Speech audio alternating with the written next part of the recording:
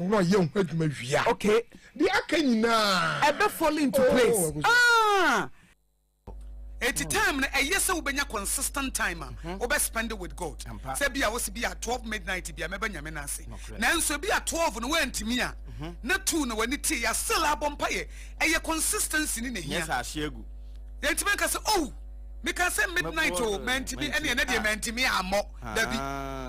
And come during the day no per time be a book. Okay. Ni na ye prayer. No correct. Obompaya na jo nyamiti you. Obompaya no pa nyamiti you. Obona wi nyamiti you. The power is in the consistency. Okay. It mean you so no because when we say nipa bebre sa de na ewi wo mo pa. Operation ade bia omo de project their inner self concept outward. They project their inner self contempt outward onto the enemy and no evidence or with no evidence. Adia when the mua the weakness mbero ye when no na ono no the ato of froso one our hen and or hemendo and what intesuo and ochia mensem no when chia mensem ye also me mensatiana no and other mensem no sabi ejana ewmu ana we your friend of personalizational projection and yan the party as someone and Crofonikai, Numbers 13:33. Or say we seem like grasshoppers in our own eyes, and we look the same to them. You have to say, and maybe so now yes, you who say, San who ye, then we wouldn't Crofona who say, San and Crofoni who, where a personalization. They are no basis on knowing how the Canaanite perceive them.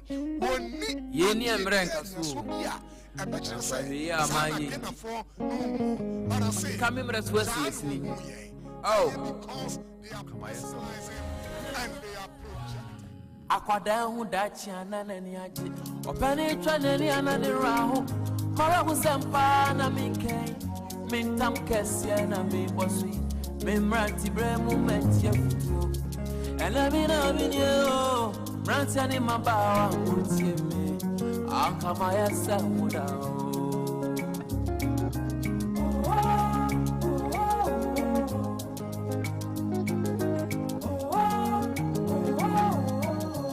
I'll come myself pain. So who you my for the copy? Now so what I want is empty my limit when you're there. We made the wine so my head kind of tree. My phone in a jamming, Timamu from a dissuade in your crop, Mamu from a dissuade in your crop.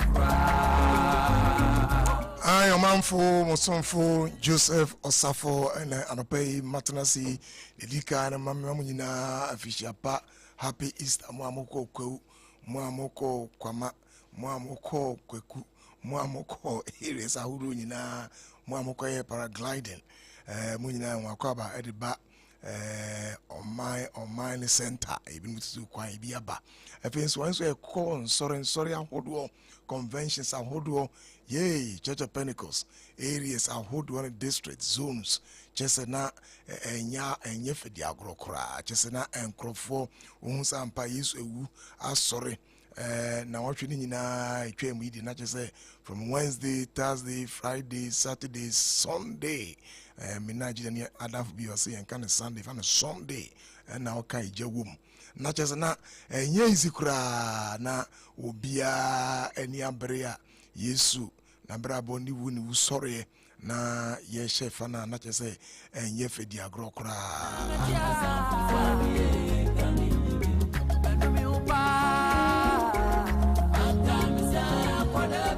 So we away I Sompa 106.5 or say Emma Aketua Pa and also allow teasers me.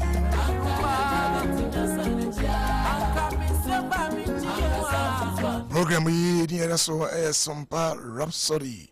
Yede nyansa ni mudie humunti ase na ede bro yadwene ye woni se obrey dindan obrey structure obrey tutu ho na boy the see the said ye ukuafo ekodo ana wado efuo no madua ba na otwitwa ho no do ho na odi nsu egu ase oye intentional o sheda pa na oye ana the said ye miss ni eto you know wo ana osi dan on sit down ke kon soro akese o sit down e je say all ye nyina no ho accoutrement or niema ebeboa no man sit down no eno na men so me de bre say wadwene yi watenka onimdie onhumu unsusi wabraba oboyi ehia adane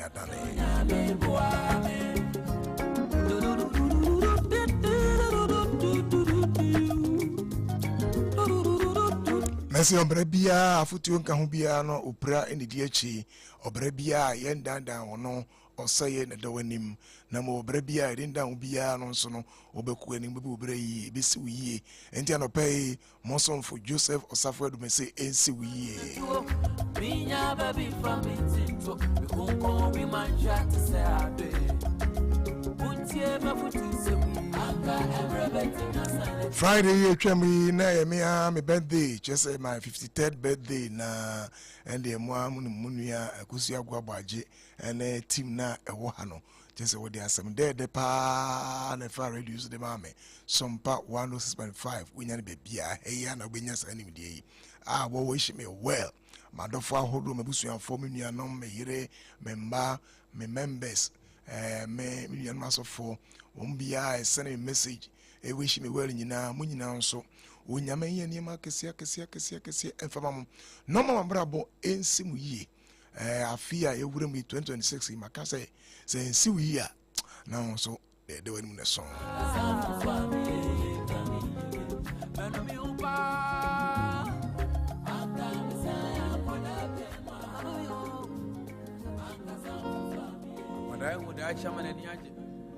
Yebubra ya na yebubra ko yani yebubra ensan eche na fe yebubra nso emmoka obra bi a obu a oboka ho bi ya no kai se brebi enkoyi se ototo anambo na intimi nsiye na wanante aye wobbly okasa enkoyi wadwene enkoyi unsusu enkoyi a hun se obra na obu no wombu ni yie kura na no ena metenase a na che se mene unua mosomfo Akosua Nhira na ohwe nyina from 8 o'clock to 10 o'clock from Monday, Tuesday, Wednesday, Thursday, Friday. Holiday nyina ka ho. Ye dey sa osom yi edebro, dwumedie yi edebro. Na ye bua wadwene se ebesi wi ade a yehu ba ko ya atenka ye nhihye ne yi ekura ne adwene a emfra adwene a emfra. Bible say and bringing every thought captive under the obedience of Christ. I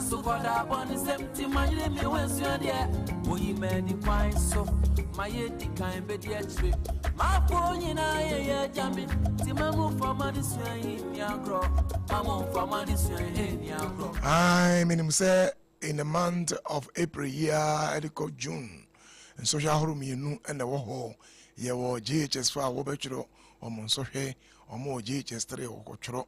Be or a grown quan ordinary brabon addition AD or bobo or to chacha or nam hoban chiribanchiri unsuyahe or hell kinds of classroom.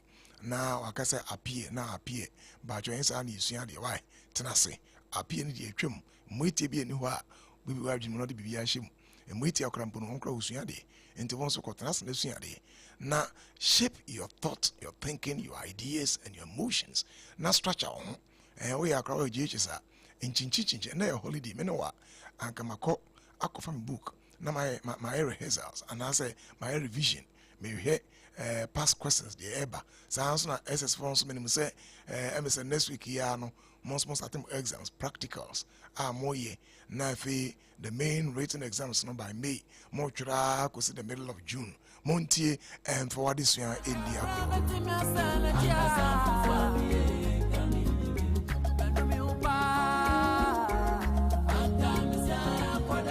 And it was our Rhapsody, Sompa Rhapsody, so name Mashada, Mashaba Kubia, many beboa a school for how to study. A choir before so is there, now of you, Yamayat, Mam Rebremo, Namasa Bakon, hopefully getting to the end of the month. Maybe so around May, Eddie Abuamo, and the Monswa, motor examination room number Tresamsa, now getting Kitty Achiremo, just anxiety, only or Yamisho, a year's with Levi, maybe any Nadi Abuao, or Tron so here, where dear, I may say a fidie, more pass 1,000%, some young back on here. Me man can crank it.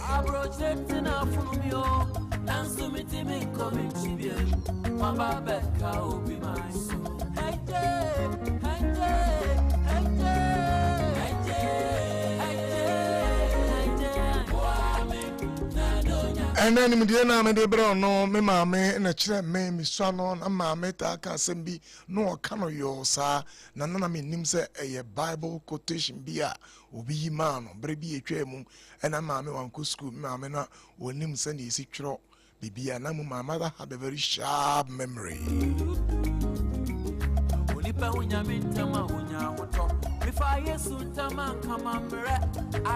Sandy me pese me kind na Akosua atmanim ha mema Akosua aboa me na Akosua kan sa text no na monti sa text ne pa Akosua ebe kan me Proverbs chapter 2 verse 11 what it pa asembia Akosua ebe kan na what it Proverbs chapter 2 verse 11 Proverbs 2:11 okay Proverbs 2:11 asama nyame de maye ewo say wise choices will watch over you we NLT no mepe NKJV mepe NKJV NIV okay okay NIV wa ha the 11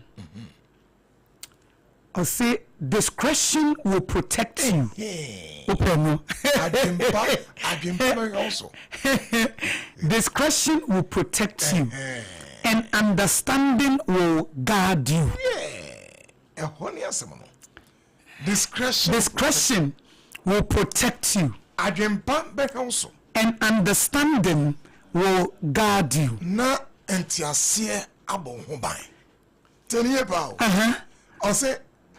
Adwempa be show so na ntiase abonhoban na say Akosua say wonni adwempa ahobambo eko adwempa pa bonhoban na say wonni adwempa pa wo timu a wonni bambo and I say na ntiase enso abonhoban ntiase enso so be bonhoban enti adwempa so edin down yeah na fe wonya ntiase good na no so abonhoban papa sie ka se obi wa adwempa pa ene say obi wa adwempa pa na hwan adwempa pa ne se wonya bere adwene emu da ho adwene ye fine example won kan kire ho se otu ha na odwen we wi bank and pepa ho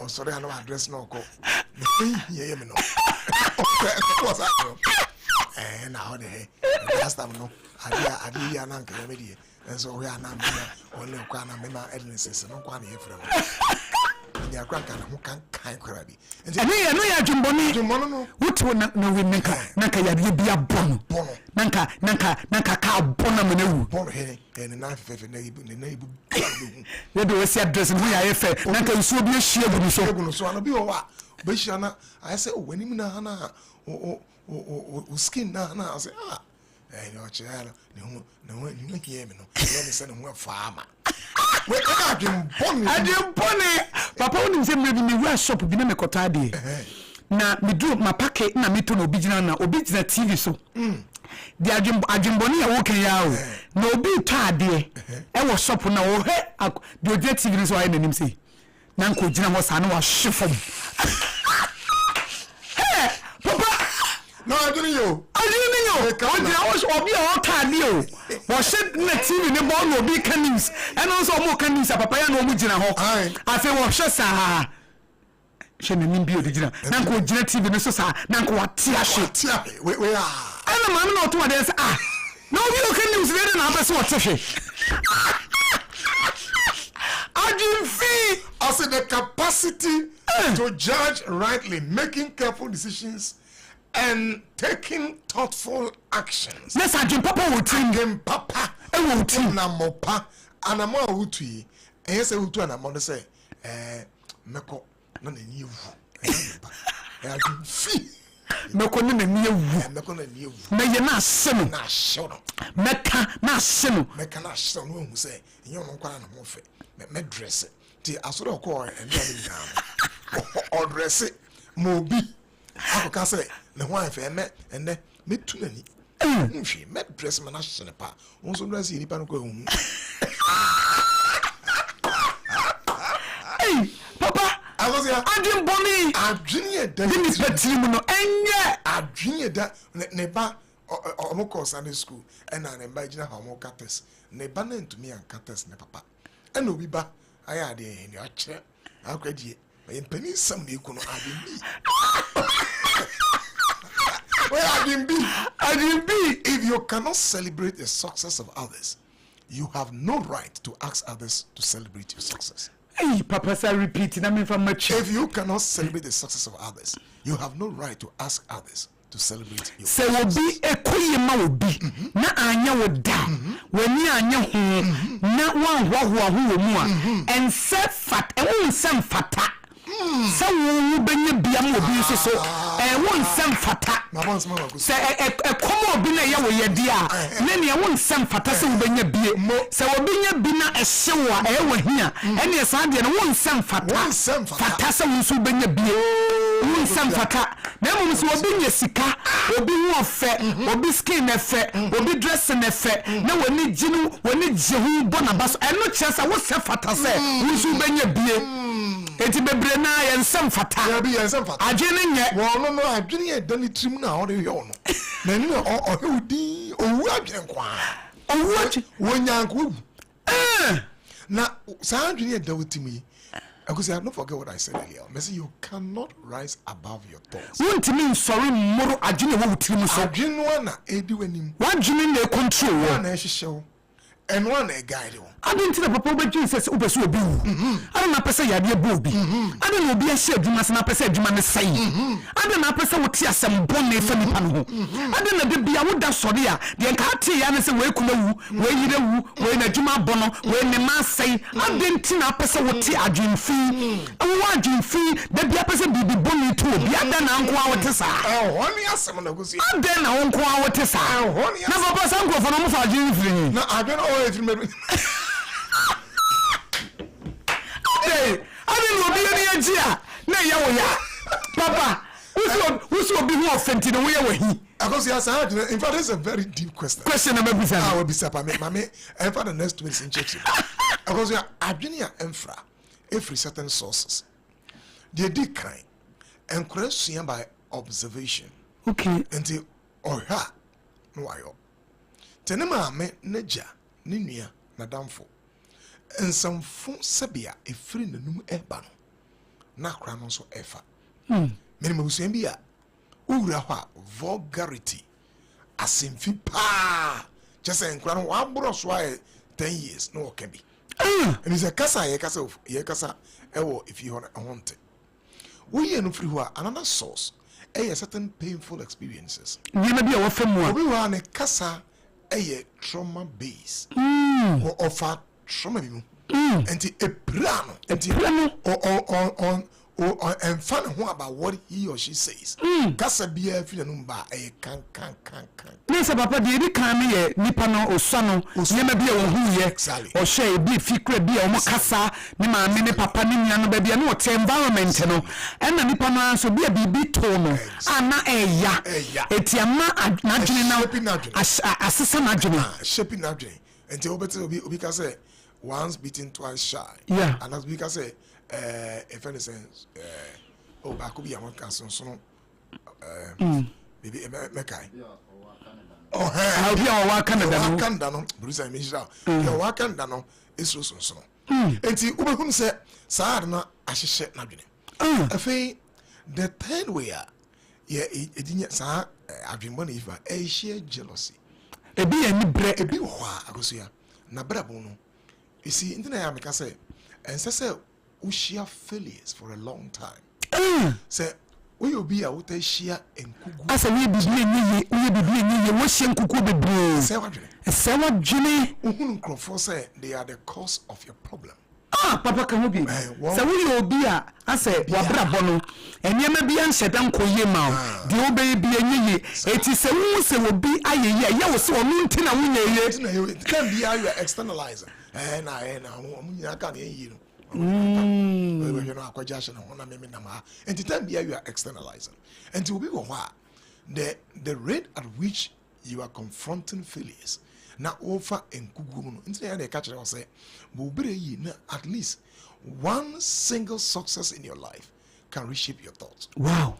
Just say enkunde ba kope betumi ahye wabrabo enti obi ade bia enkugu enti na say ohianye break the hand of poverty enye so enye wa dwene say me de ohia na be my spiritual oboa enye no ohia be ma adwomboni kura ba otim ayi ohia nti bon say wo dwene say asore ka onye bi ka befa ohia nti obi bo afore wa asore ya say enye na kire omko bi aban sika na afore ohia because poverty does not match the poverty of mind match the poverty adwinimu ohia ne niema edeba teach on this platform. Wow. And I'm saying for never better there.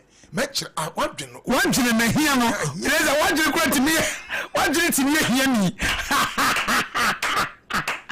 eza wadwene timi hia ni na hia ni wadwene also dey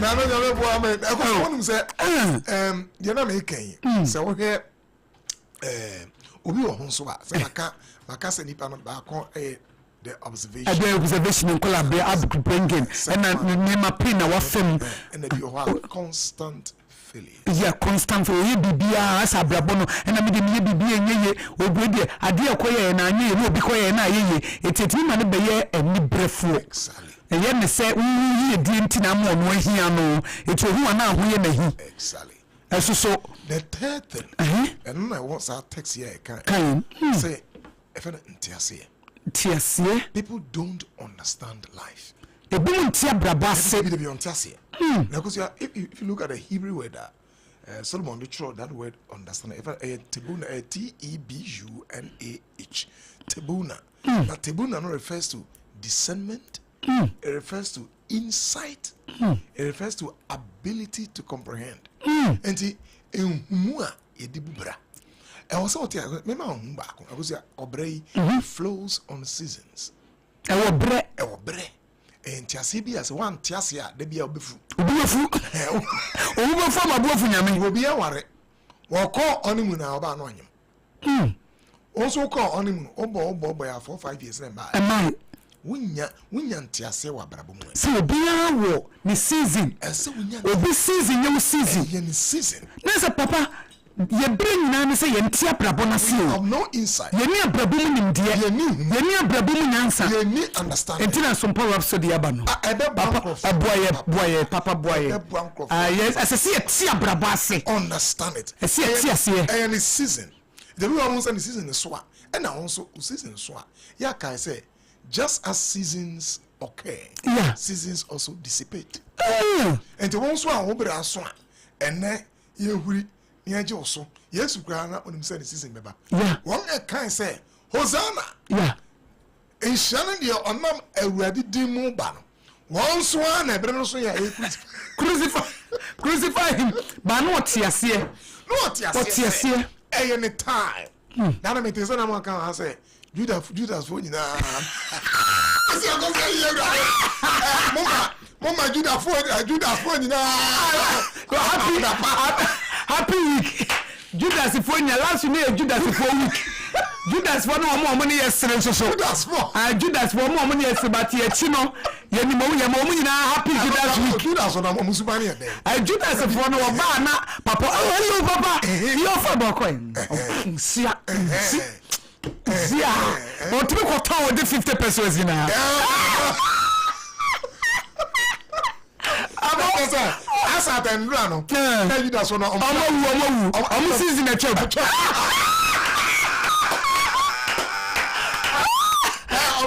Judas for season a chop. Where Sompa Rhapsody 106.5. So anyway, just a way interesting. Papa say market your pa.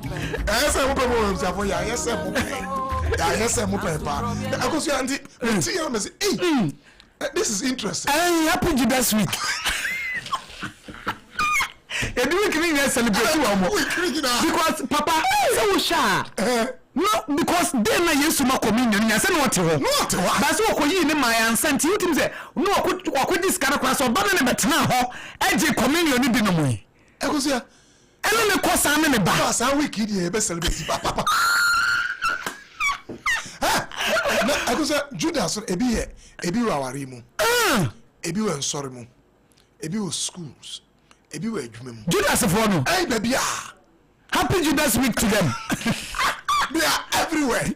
But on say, oh sorry no buy no. Na che say Judas for week ni nyina. Na so mo season ne ko. To betray no na ye season. Enti wenya obre mu tiasia. Obi bere na so. Man bere. Man enko. But also bere eba. Wow. So you must have insight. Insight you can ehunu say wonhunu eniema mu yi. Yeah. Na wonya santi ase na wa hihye wa brabo according to the insight. And you say obere no say wo hihye no outside the insight enko yi. Wonya hunu mu amfa hihye brabo no a enkoye because ehunu keeps you within a pattern. Wow. And the pattern me hunu say obere yi omu a bon say obi bere aba no aso aba. Yeah. Omu a me nyen akusa na meye mixed cropping. Okay. Na say we kua ni dua. Wonderful. Enti medua aburo. Na me de medua ne sa linear we no. Okay. We dua aburo no ha. Na me de beans afem. Na the beans afem okay. Beans ne provide potassium. Na very good legumes. Wow. Na me de afem. Na metwa baako.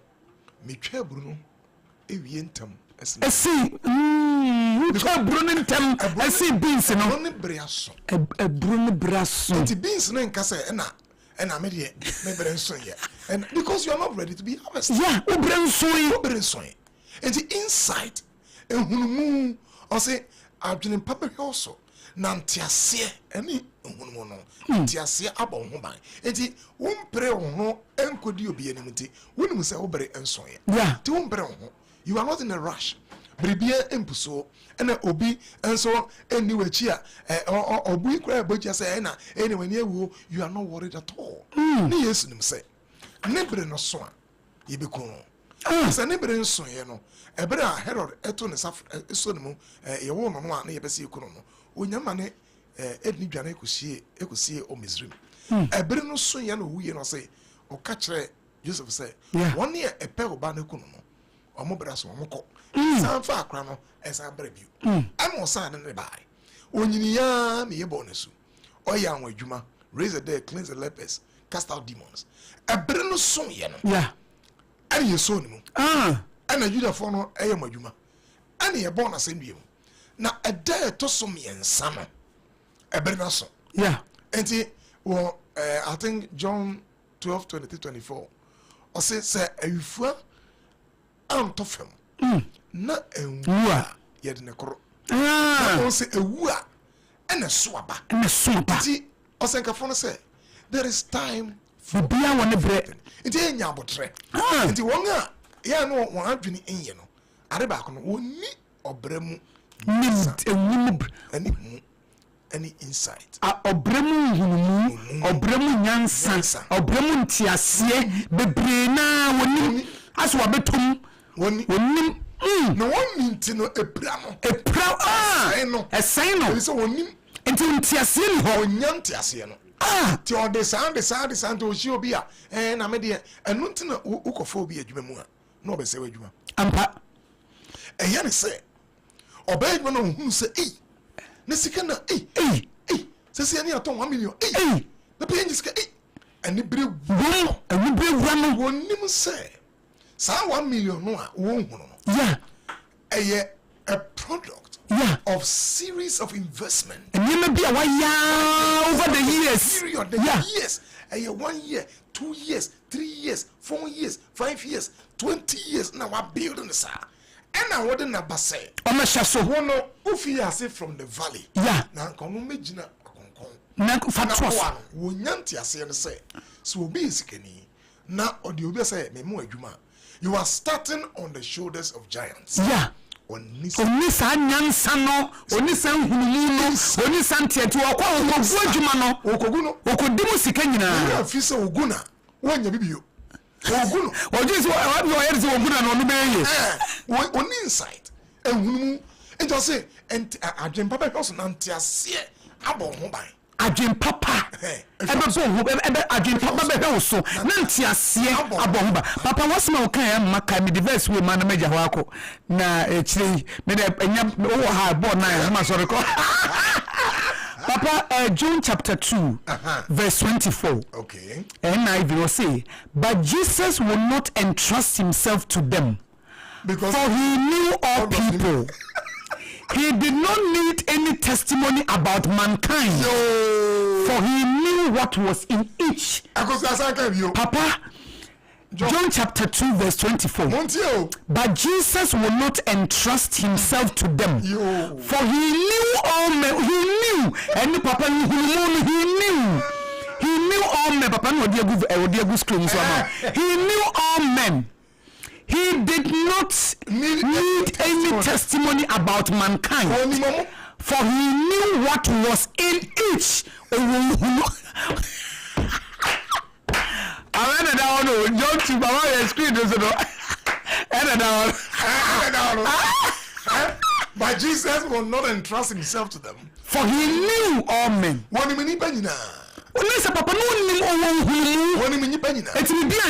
And this text, no, because you can't remember me, no. Did he kind of say, I never come back, boy, pounds, no say, take your time and study people. Take your time and study people. Because nipa ye die. Say no sit here. Hwene din. Pese ni sumante. Wow. Say na dwene ten. Ne kasa ate sen. O one o su ka asem ya che no. Say na dwene no sit here. Ano ye be no de ma wo. Obi o ka asem bi ya muda o ka no. O ka na no buafu kitikiti. Bi de me mpasa akoro. O na wi. Wo hunu say eh we no. But you share we are in love. In love, man. We share now. We are going now. We are going. We are going now. We are in love. Pentecost when you know we are in love. And I go on to Obi can say me children. I say, yeah, my ne mantina about. So much shame on you. They don't take their time to explore thoughts and values. And they make time to explore their bodies.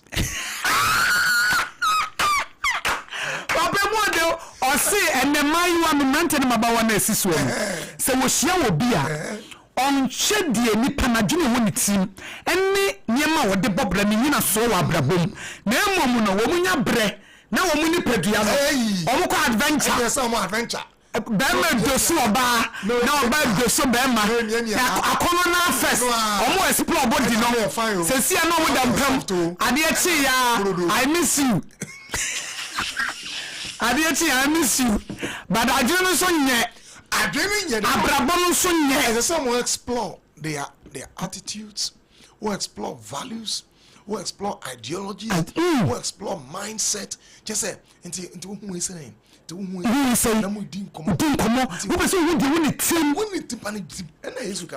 he knew all men. And for he knew what was in each person. Okay. And when you are any of matter, I see the will be about me for Kosiana. We are part one. I was saying, I'm sound. Where you do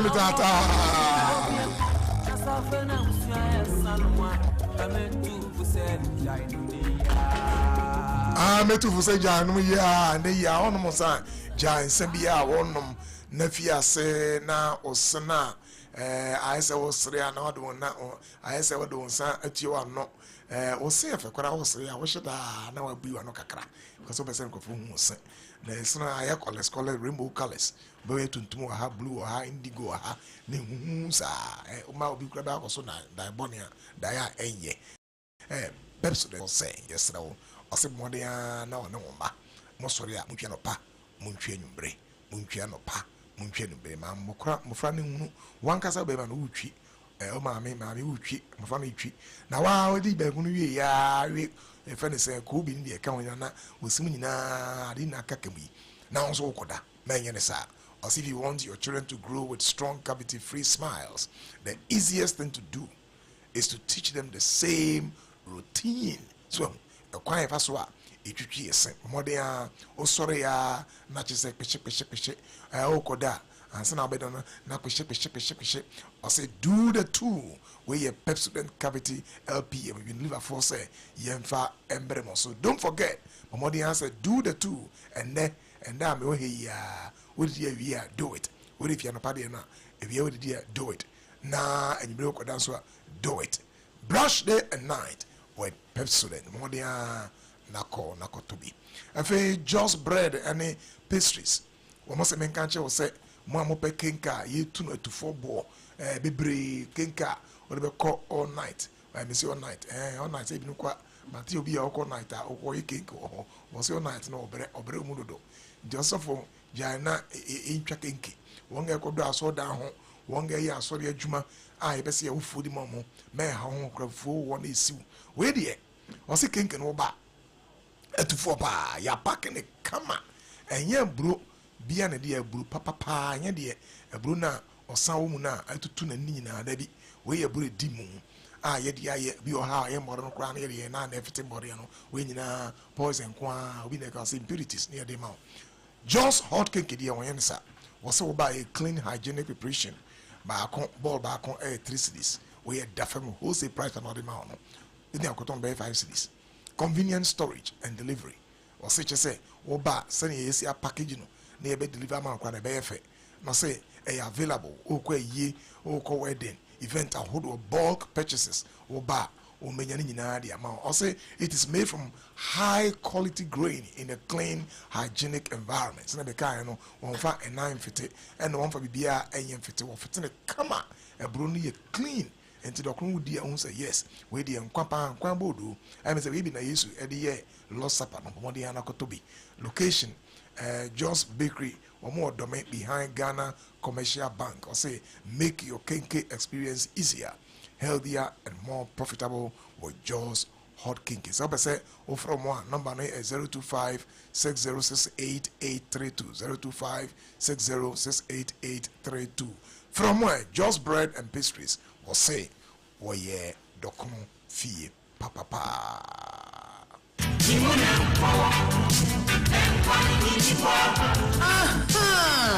Yes, sir, can you hope you more? Joe's bread and pastries. Joe's bread and pastries. Yeah, no. Yeah, the Joe's hot kenke abba. Dokuno papa no. Dokuno papa no. Afei na ube kojo. Akoto to ebro. Abecha ho sente. Ababa ye dokuna kwa koton. Wabra Joe's hot kenke ewo ho. Eye 3 Ghana cedis pe. 3 Ghana cedis pe. O say price no. Ube tu na wo kwa no kwa koton. Eno one se wonya wone ma na wo dia boss. Enti celebrate the introducing Joe's hot kenke. Ye de ebro papa ehu cha ene ye dia ye. Baby ye no nso. Eya ho ne die nko a. Highly clean environment. And then which no obo de nsa no naturally nice and it tastes good. Enti ye comfort the amount say Joe's hot kenke. Mo amoto dokuno nyina. Ema mo ncha mo ho biem, ema mo mre biem. Mo metum free ye nchen. Eye 3 Ghana cedis pe. 3 Ghana cedis pe. Joe's Bakery, Dome, your commercial bank at Chihuahua, the open to it. Now, a friend 025 606832. And you say, dear, Joe's hot kenka benti. And one is a ube two ya. Now, would your quack see what corner hop? Now, Joe's hot kenke. Hot kenke. Yet, ya bow punano. Way a year hot.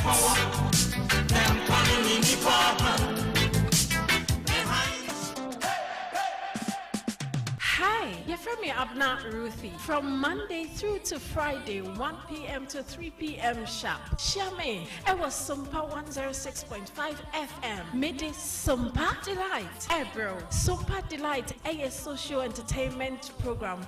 Ebema entertainment, information and education. Onya sawati de wo honi nadida. Afi ena ne dance no eba. Sompa Delight is a unique blend of entertainment and purposeful conversation. Frobi, no be Frobi, no be so Frobi. Nakashane say Abna Ruthie.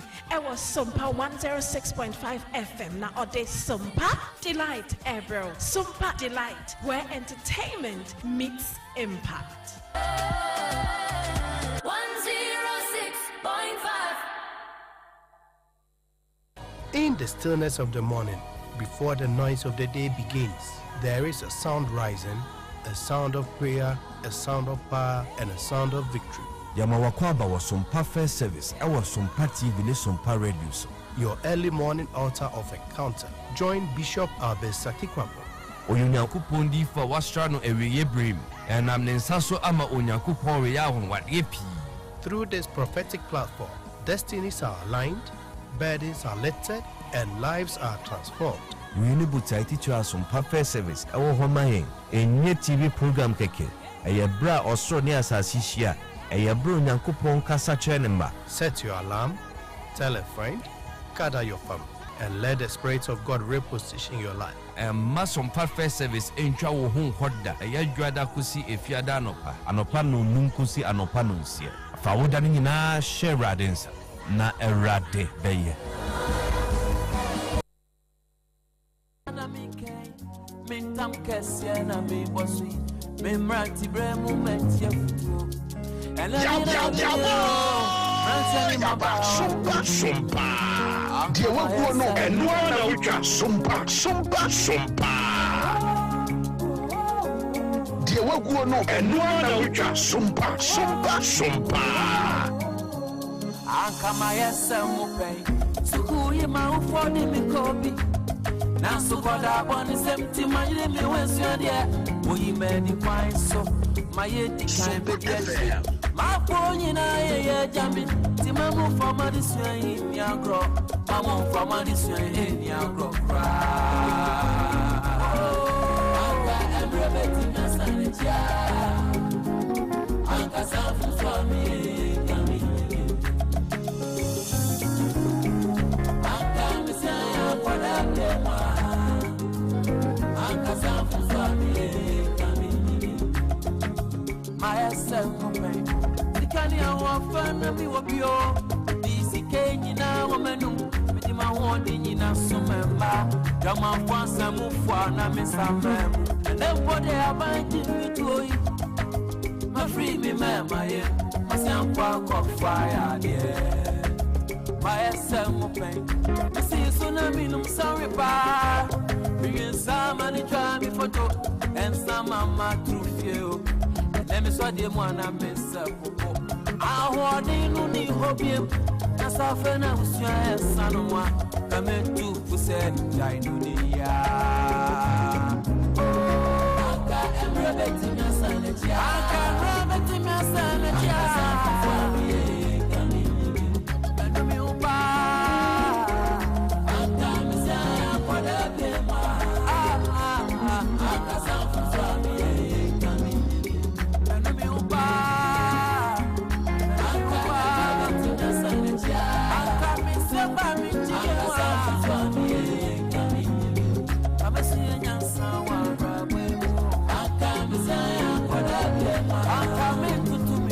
I menumi humpa oje na jimeta tano mosomfo Joseph Osafo mena and then matana say I was Sompa Rhapsody 106.5 debia 8 o'clock to 10 yade bremono say ema ketuapa oje os menumi humpa na mese oje njomo yide mempese obedi baby abekase wanu hubio na mo bekase masesa madwene me komani me bu me bra menim say de na ete tete no enkane no afedie enye sa bio masesa madwene me ka che say great kasa repentance no agina ho ema meteno no che say wo sesa madwene enti wo great kasa mu no ye kasa obi abrabasa hwi no kan yie pa ye no ho na mo say you are changing your mind edama me ne ho ba no me ne ho ebeka efa akwansrafo no a Moses suma wo no me ne ho ewe mindset na na wotwi na me this first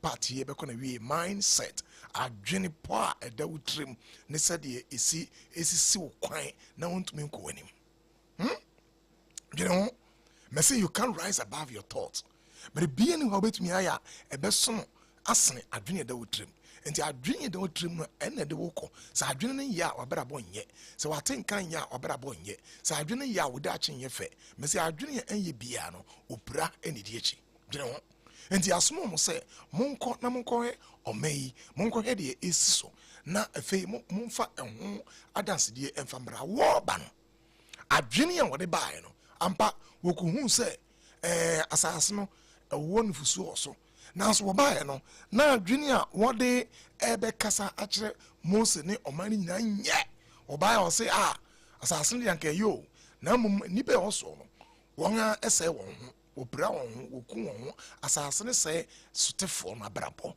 no o se yehu won a wo ya abranefo e wo ho na yete se mebe owanim na sans no so hu ye ye de no wura nkrofo na dwemu se sa no hu ye adwene a emfra you can't rise above your thoughts na so ahwe ya amanye nti makika memra so asiesini akamaya samo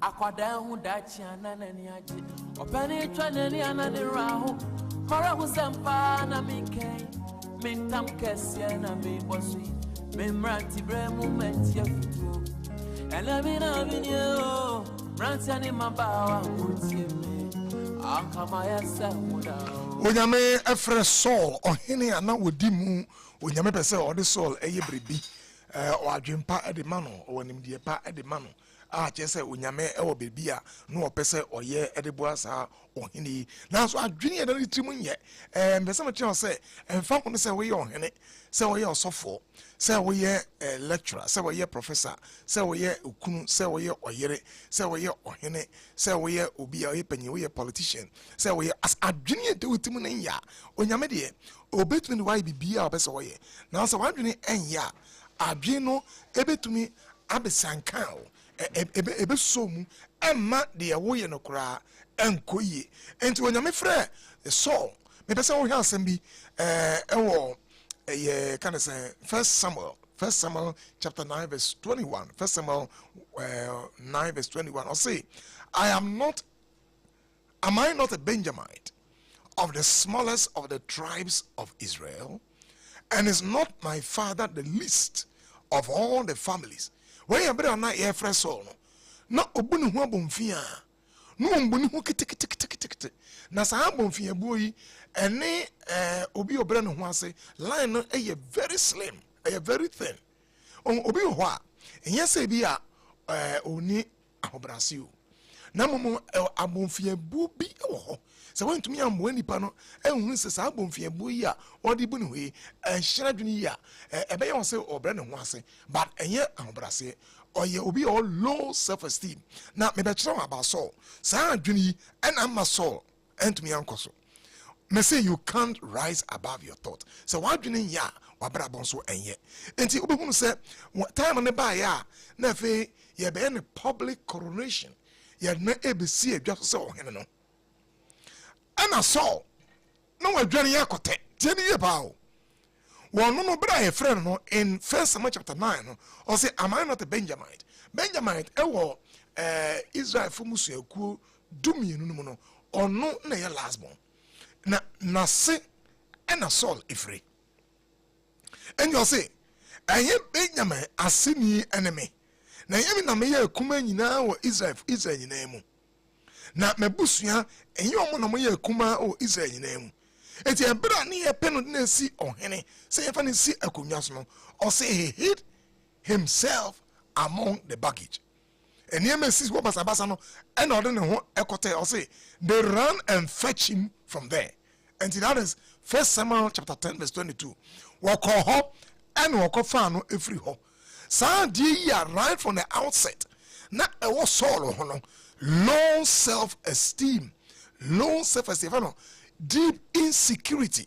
No our insecurity on you ni abonfe bu na na wono so no a na nyame pese ni bibia wa makwan amiye ntu ase no nyame de God will use you, but it is your own assignment to work on yourself.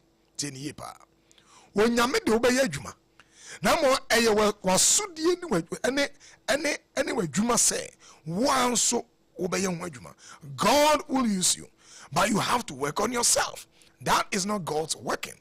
Or the obeye adwuma na trim power owo ewo ho ebegina pintin asem wa kana ebeye ho or the obeye na mo adwuma say obeye ho adwuma ana obe so ho aduro ana de aduro be ka wano meka aduro ka wano meka se kuku ho na mo obeye ho adwuma na se ye wusi ehe wadeye ana wusi adwene fa no obesesa se wo tekrema ena wontumi enka se yi ana wusua se de yere heza wo hyedam na wusua kakra oyobi apodoa na wusua kakra ebi ho no ma ye nyame obompa na oboa wo ba na wo nso wo ye wo ho aduro se de nyame aka me ho no ebebem enti ebra ye pe no ni edna si ohene ewo Israel no na sa deep insecurity ya abonfie buyi odibu no ho no adwane edna ho akɔhye just a niema ntonkontrama bi asi wo wakɔhye ase. The people had to go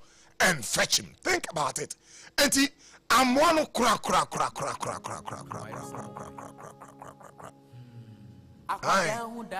ohudachia we penyi ase oka na ora ho oje onyumi o kamas mama mi papa and I went to Yafutu when you na me say na be Yafutu o dwane self insecurity obi wo wa won moni hunti omobia won moni hunti osro obia in life adwene ye eye insecurity won obi ekon so obi is self confident ohuna no osro so obi jana so ohuna no osro adentre he ebinu yesa obi o hasa na bra bonete won hu krofo kura na ni ma hye. If you say a deep insecurity, God will use you, but it's your job to work on yourself. Onyame ade obeye adwuma na mo eye wa wasede say won so obeye ohun adwuma. Edi so somewhere ban in check, say, hey, what is wrong with you? A dear na yo. As in when you were little in your own sight. Ebra na wa wani ayeketwa wa ayeketwa wani so no yehu what is wrong with you? Change the way you think. And to be wa na said your dream no na dwena nko ye ketekete ohuni ho ketwa no bi a ombuni hu bia no a ohuni hu ketwa bia no ya no self insecurity, deep insecurity. And the obuni ho osuro odebekwa ware mu onkwa ware mu a na yeri ye confident and osuro okwa warima na rinya sika na onye adwuma no suro okwa warima nekunu na obi na ma edin kuma no suro okwa warima nekunu kwa asore na address na bia bes oh that you look very beautiful, you look very handsome no suro no akwadi pa nche ma frɛ no woni mi kun kasa say insecurity enkoye se sawa dwene enkoye na nya sa na nyame ba owo enkoye kura inferiority complex. Oh, inferiority complex. Just a wumbu ho, wumfia, and nona wa internalize it. Says I we asate, and yes, I we asate. So when yame peso your henimapa. Now so now obunu wumfia. He did not respect himself. Womuno Debi ala nipa edia apre ntokwa. Womuno ho, banu nyambesanka or de bribi esin na nimne boano. But insecurity, deep-seated insecurity. And no, Abra David Eba na Bumua, Obetumi Abuano. Na yene say David was a threat. About 23-24 times on his soul, said Obeji David Nkwa Efre Nensem. For you cannot rise above your thoughts.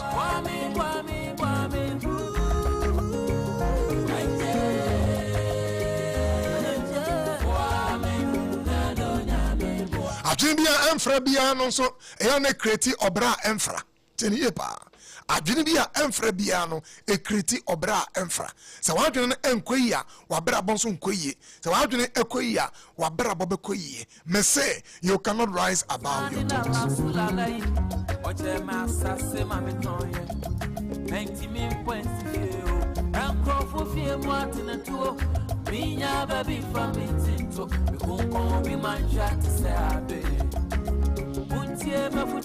And I won't go say I will be fee if you say a bois, I should share what dream, I should share what thinker, way a Sompa Rhapsody, and I'm 106.5 FM. I won't domeha or say Emma Aketiapa, may she shall dream a bow or some for Joseph or Safo, and a Matanas here, may she shall dream, may down down what thinker, so what do you I'm telling you.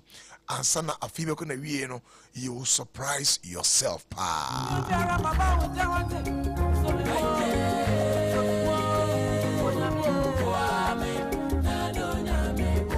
When you make a catch so be say uncle to and share or maybe if you want Amaleki, bro say Amalekite. Want to show on so if you say what you are the bonnier for, no young person you want in every home. Walk on you know, or to show mine so what do you want so and can we dear abai. Now so he spared some of them. Or in punching in yai and then tribini idea. And odi for some ban and chamber in ten. That you are someone saw can be the second problem of King Saul. Oh,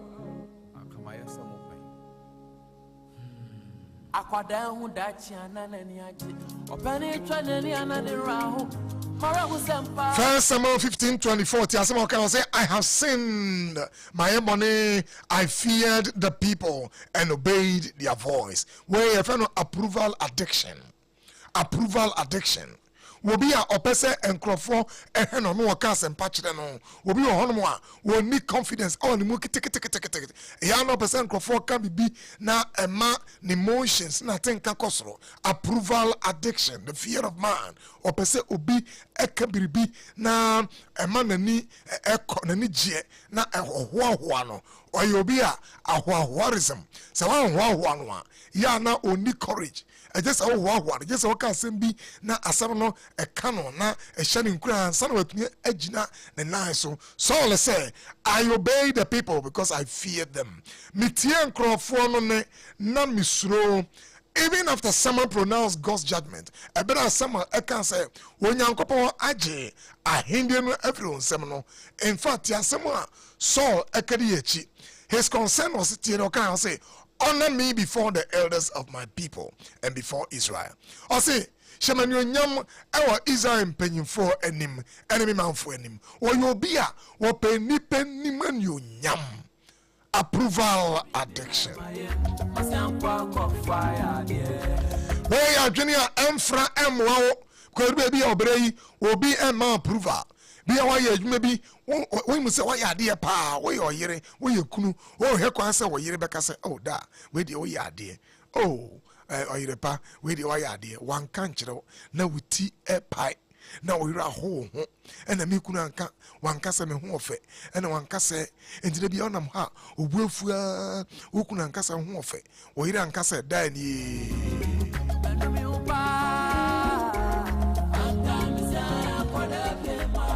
Saul said, honor me before the elders of my people and before Israel. Approval addiction. Yet in Yepa, me say Obedi enipechi tiasma ekenka or John 2 ana Akosua kenka or say yes nim de woni pemu enti amfana ho anto ni paso. Enti jai. Mema obi na won kan hwenkyere me na won kan se me ho ofe na won kan se mayade na won kan obi wo ho a wonye. In this 1 year, you still can maintain your life and who you are. To me, you don't need the approval of people. So approval, psychology is effort social reinforcement. So be a idea now now that's wonderful. Why are dear? Oh, wait dear, Tosoko anymore and more you are part of the person at the back. Now can be a beshen in crime. Yen means how do you know? You be a obi and ye be a mount. Obejina ha hese obeye ukunu onye wo yire onye wo ma enye but your life must move on.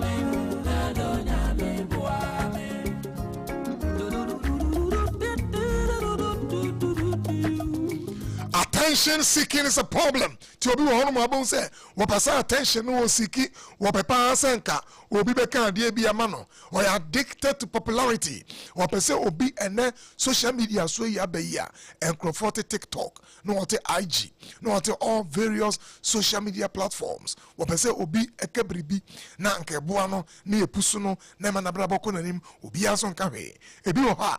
Otwana so hu se obi ya na opese sebe oyi na ha mu kwade hye wiase nyina eye approval addiction adwene ya emfa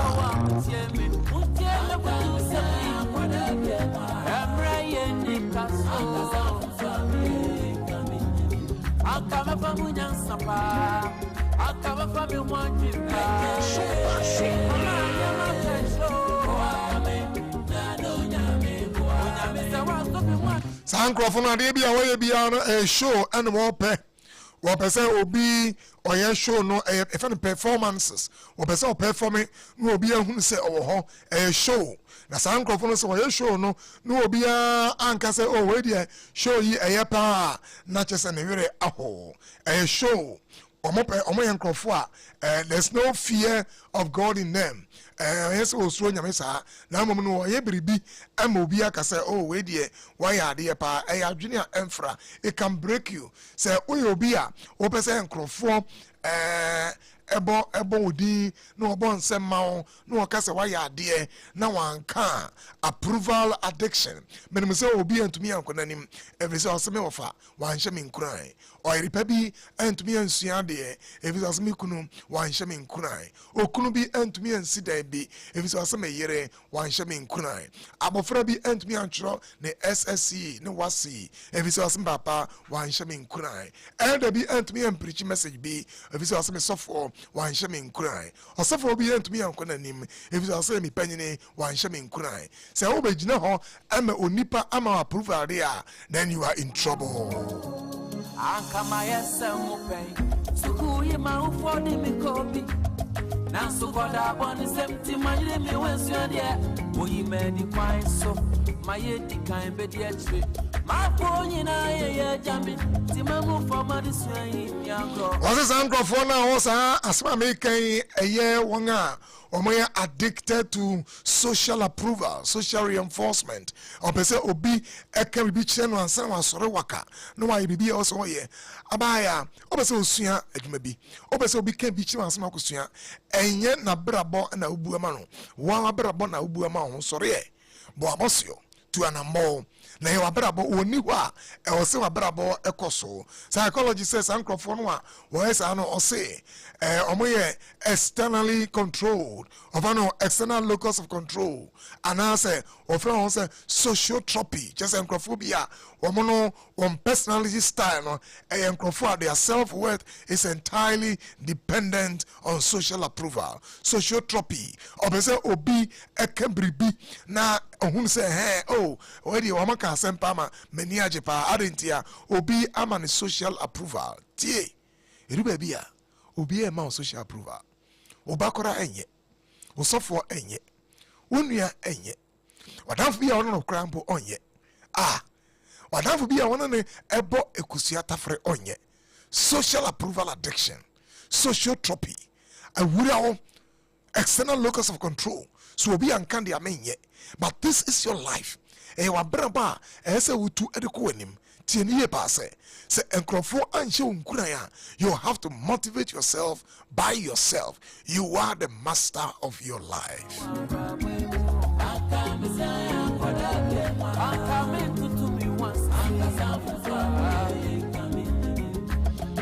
Also chronic people pleasing. Bonse na bia na feel pese obi kabribi na wani gie na I say fade na o say o feel fine obi say o feel très bien o hu asisi o so just say o ko down say and na the enkrofo aka me hu asempa e ma mani age pa o say o enkrofobia just say chronic people pleasing, dishonesty, and eventually a collapse of moral integrity. Why enkrofobia de bia no won to me amma won hu asisi won so opese obi ke bibi echre no when saw the second problem ohene nyame afre no onyame afre ohene bi obi tie mi anopai ohun fe wanimu fe usimu jire uskin na hanana nimdie you are very intelligent skill I just say osoro na wo yade bia won say de me yedie kwaye pa metumi aye na wo say wo bia anche unkurenti wo say wonye mama sorry baba penyin no wo yoba woni made you are very smart woman wo say mekunu on hye me nkuran mekunu osori a na obu mabam mekunu oka se me ya me ya no I should them 3 days 4 days now usu rise above your thoughts and feelings.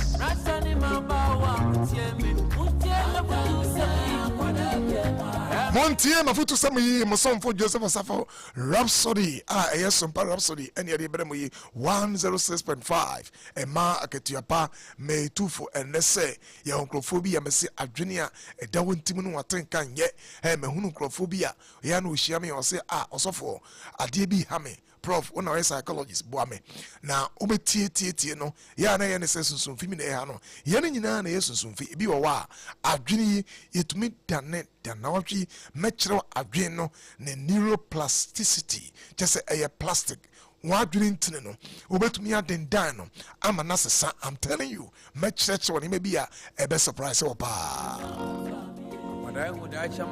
and me share some microphone bia or say prof na me hu de medwene ensiso you haven't exercised your mind won challenge you ho won kan asem bia ebe hye onkuran enti obi kan asem bi say won tumi enye enti waka ho wo twero SSC some time ago when me say wa ben you know that you have a mind that can push you forward.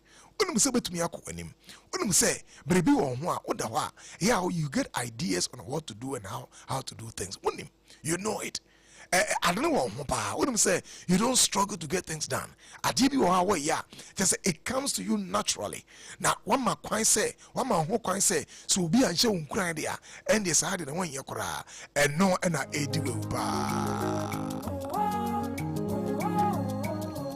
Ankama yesemu pen Sukuyi maufodi mikobi Nansukoda boni semti mayire miwensyo die Uyimeni kwa iso Mayedi kaimbedia So when me story amakano da meni Akosua me kosuku na meni madia kra won pese me kra Mary I just teacher no o pese me pass kra me bon dia na Mary na me pe school adentia teacher ni bia na o heme no teacher no hadwene mba bonko a oba 1 + 1 + 1 times 1 minus 2 + 4 divided by 10 ona akura many says me de man we nyina se hu no brame boro me santi mani anyi school na me mpe school kura mbapa de police phone huna me or me ko to police kakra na me da ho kra me na me je ho be ko ma me de na be bere me di now me come ani no me nyanyansa me hunu se obera no me ya na me bu ama me ho na ebera me hit wie no o se obehye me nkran yo se won hye me nkran yo me ya ma brabo na me bu ma mfa ma brabo anto chacha bio Ahodinu ni hobiem Nasafena usya sanwa Kametu fuse jainunia Wanu monsa ema watrope wanu nyina aye na hana se obi a waka nano opensi enso wano aye soche ensa na etwa foto ensa ese wa brante jai abaya jai tie mafutu yi na ebeboa wa brabo ohene so if adia na hanajima akopa social approval sociotropy se obi anka se me ho ofa na chese me ho enye fe se obi anka se minimadia na chese minimadia se obi anka se adia me ye ma ya adia na chese me ye adia se obi anka se adia we besi we ya na chese simi ye wadwene no saa na eyo enti be hye obi no se me pese obi hye me nkuran enso obi a enhye me nkuran onkuran share every program yes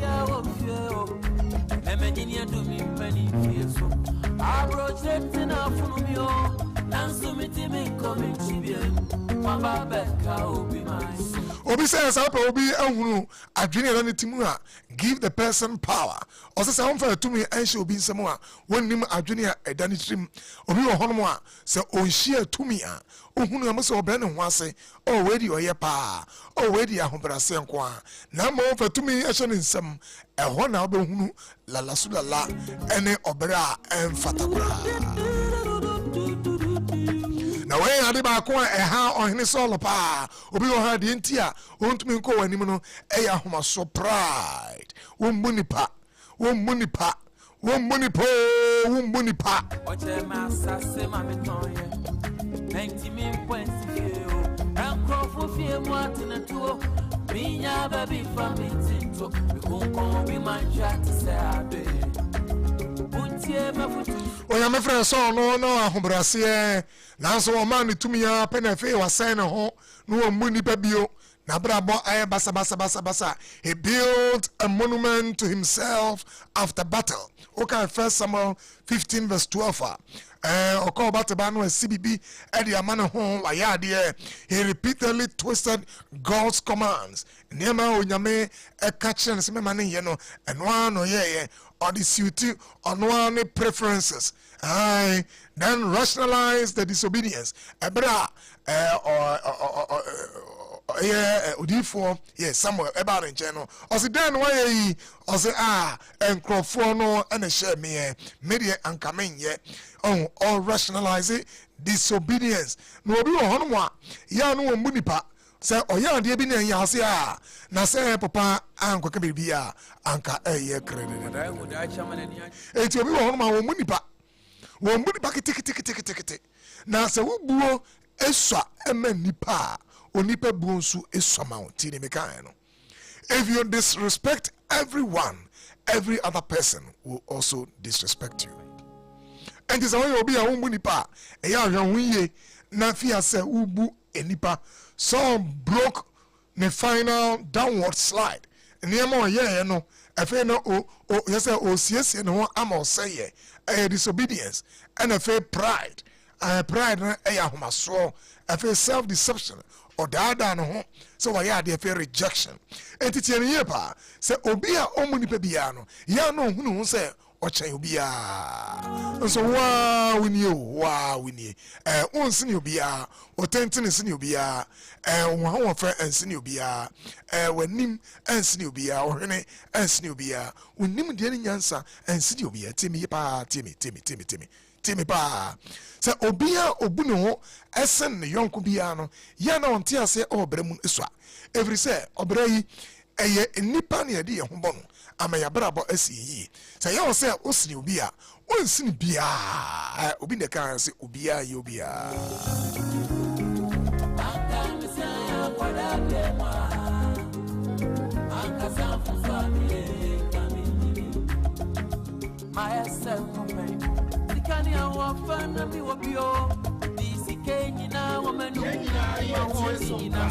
Psychology say I do have a compensatory narcissism.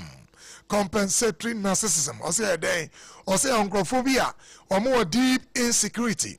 Wombono ho bunu wabum fear, baby a hano deeply inside of the person. Now sancrofono or this deep insecurity no or the appear as a grandiosity just say or the prayer to say obia or yobia yebuni power yobia obunu hosin obia brebi na woni mu a enko ye ana wa to se adane ani manaba say yes me a many organ or some compensatory narcissism emwa enza woni mu say brebi enko ye e wa brebe mu a e ya pe counselor bi pe psychologist they say me am ti hey any e bi no ne emwa o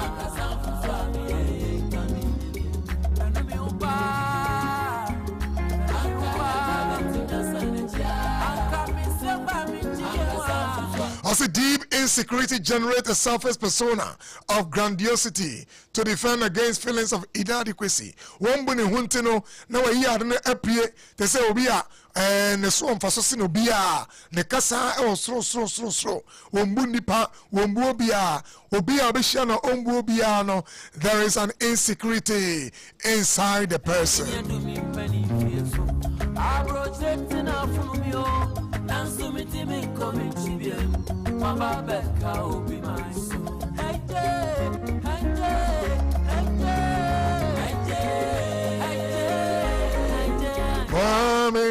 No, onyame emboy ampa omboy na obran sani yesi bunu no enkoye memboa me hyehyem adwene me te say mason bia meto foundation na me lay blocks me se obra ye hye abrabon edendan tie ne me kan no me se obra bi afutuo nka ho no opira nko a ene di achi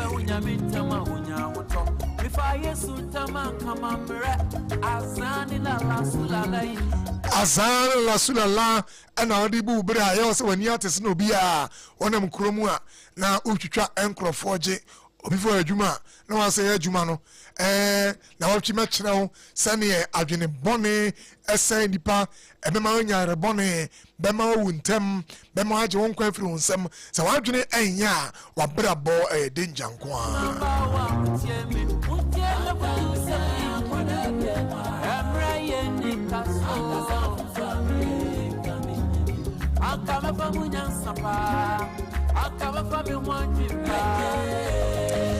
nipa na nipa onamo hono onwa na be daache tieniye pa say people around you become bridges for you in the future obi a wumbu no oba wumbu no unu ya wumbu no omemba wumbu no osofu wumbu no oeda wumbu no opanyi bi a wumbu no akra kitwe bi oto nchen a wumbu no abrantie no akra no a oye ogate man no a we ne basa no mesi se wumbu nipa obi anzo emu you are destroying your own future obi ho a eli akra kitwe bi abetina wonchen wana wase ohia no ene wakofa na basa omeboa ofie osuso mu ode now oprapra ofie oboa ma oma eco school oba na oma nkra na tenase no address yo mo kama no adware yo mo no afidi yo mo oko school a mo ko school a no ode yo mo ko wo ye ne basa eya bunipa na obunipa won ye hwe o ye ade bi e beboa won kasa brabo bunipa na won so ye nipa bunipa na won so ye nipa bunipa na won so wo ye nipa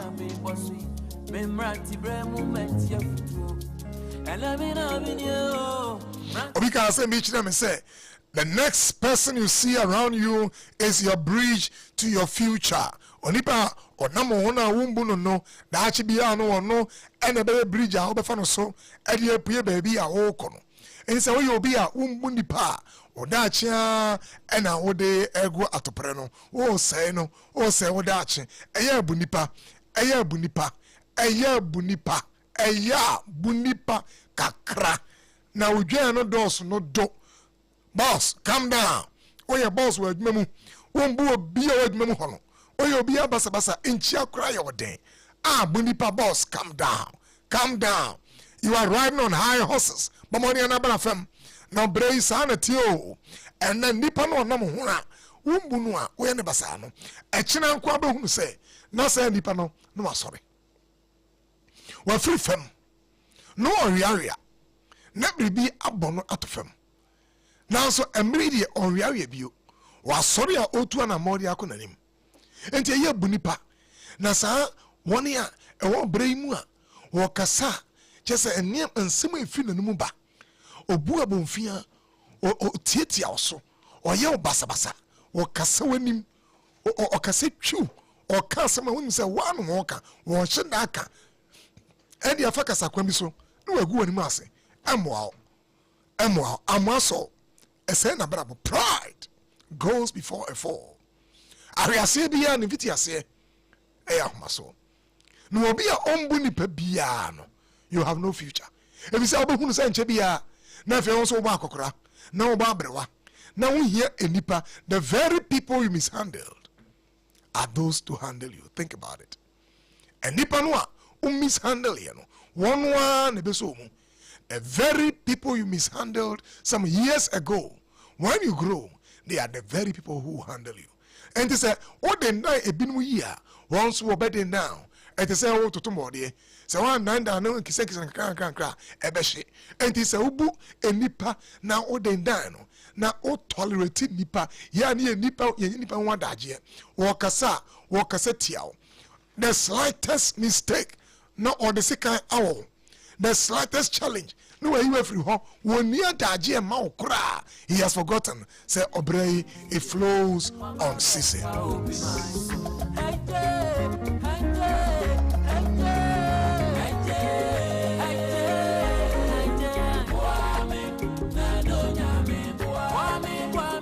Ade ba ko na ha so me di wi on there eye adwene a emfra ba ko jealousy ni envy. Jealousy and envy. Enye ebra David ekokun Goliath e First Samuel chapter 17 no oko chapter enyom na wato ye no say Saul has slain his thousands. Saul there ono ekunimpem and was saying that David there wakunimpem David has slain his 10,000s. Na sanse when you kai First Samuel 18 verse 7 Ebra Saul say obi ye die Ebra wa and also yadwene a emfra. So obi ye die ema onko animu a yadwene a emfra. So obi ye die ema ore ho a yadwene a emfra. So obi ye die ema okoda wontumi na yadwene a emfra.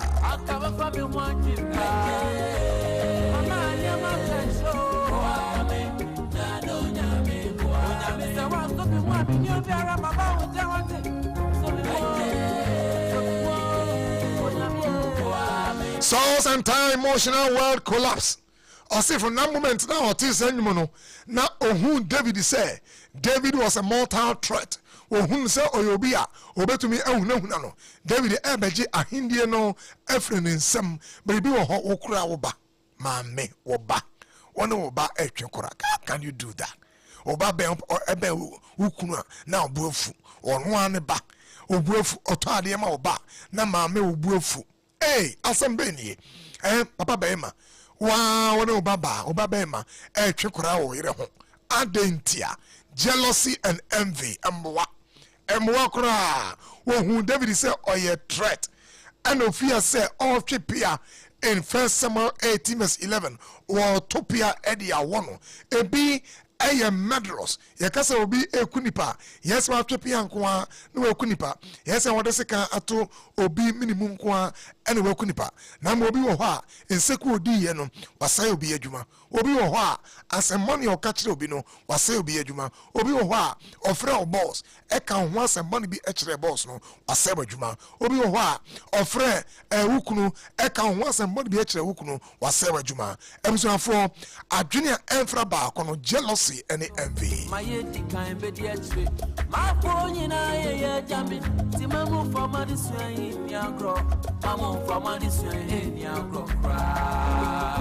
If you cannot celebrate the success of others, you have no legitimacy requesting that your own success should be celebrated. So want to me and kase bino ayade my emo and some enfama na many engineer we no may catch us you have no business want to me and can't for say men so yen celebrate me. Adwindia enfre biara eda wadwini no ene Mosom for Joseph Asafo menam Sompa Rhapsody. I am bringing every thought captive under the obedience of Christ.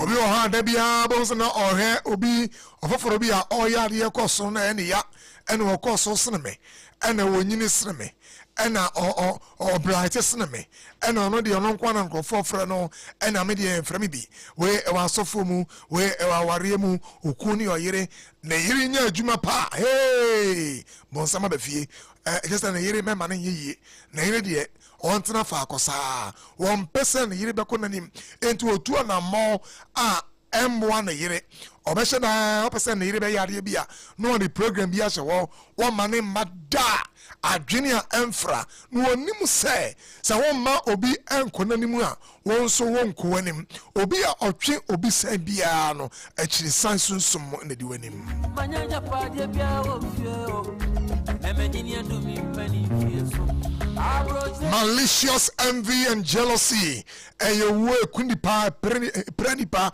essay nipa abrabo tie me membre kakra bi na aye be ene media futu enam Sompa Rhapsody 106.5 and media abro me say market ya pa sa futu be market ya pa e be den down abrabọ obekọ anim bebu bra yie obi a ompese obi beko nanim e wa abrabọ bibia no adwene da wotiri mu no enye de enti a wonko anim no enye beye enye motia enye sunsumfi enye kabrekere enye wona efre nsuo sunsum na bi na mo sunsum ete wadwene mu a edi wadwene nya emma wadwene nti no kwan se ma wani enso afoforo ne won kwa anim se wokọ nanim a ma wani nso no na wani nso no na wosua ne principles na wo hu de ekwan ofa so ye de oyo no na no so aboa na dan mabrabo se wadwene anya wabrabo nso anya